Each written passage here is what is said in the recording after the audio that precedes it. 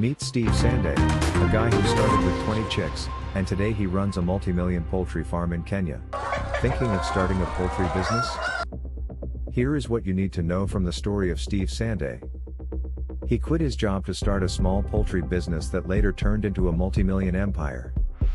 10 years ago, Steve graduated as a food and science technology expert and later landed a job at a prestigious company in Kenya. The company deals with flour, milling, and manufacturing human nutrition products and animal feed. His love for poultry grew while he was still working at the organization. He started his business with 20 chicks, yes, only 20 chicks, which he had bought from neighbors. Steve was, however, disappointed when almost all of them died within the first 3 months. He, however, did not despair. He bought another 100 free-range chickens and scaled to 200, 300, 400, and he was at 500 when he finally decided to quit formal employment in 2015. After a while, Steve realized the egg business was thriving, and with time it had outweighed the meat business.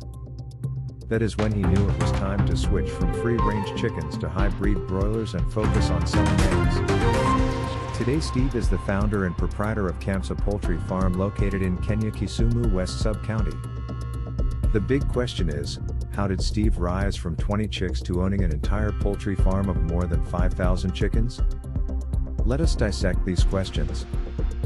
What was his initial startup capital and where did he get it? He started with $556. Steve pumped the money into building a 15 feet by 7 feet structure for the chickens. He later spent $1,212 to order a battery cage with a capacity of 300 chickens from China. In total, his initial starting capital was $1,777, which he got from his savings while he was still in formal employment. He also reinvested the profit he was making from the 500 chickens he initially had.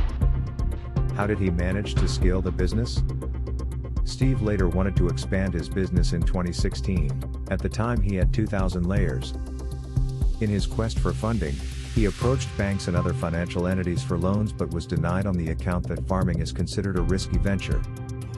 Because of his networking skills and the networks he had built during the agribusiness entrepreneurs meetings he attended, he learned about Global Alliance for Improved Nutrition, GAIN, which was giving proposal grants. He applied for the grant, and that is how he received a loan of $28,272, where he set up a deep litter system for his layer chicken and acquired several other pieces of equipment for the farm. How much does he make from his business? Steve sells most of his eggs to retailers. In a day, Kamsa Poultry Farm produces roughly 150,000 trays of eggs. It costs Sanday $1.70 to produce a crate of eggs, which he later sells for $2.26. So do the maths. What advice does he have for anyone who wants to join the poultry business?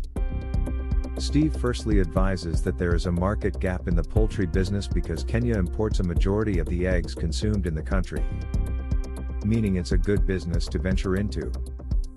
Secondly, many farmers prefer free-range chickens, which are very ineffective for someone who is looking into producing eggs in large numbers.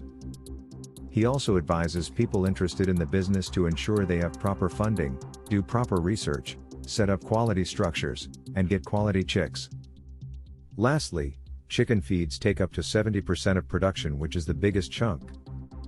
It's good to start making your own chicken feed to maximize profit. If you want to just start a small-scale business selling eggs, or if you have a shop and are looking for an egg supplier instead, you can always reach out to Steve and get fair prices. Check out their website on the link description. We hope this has been beneficial.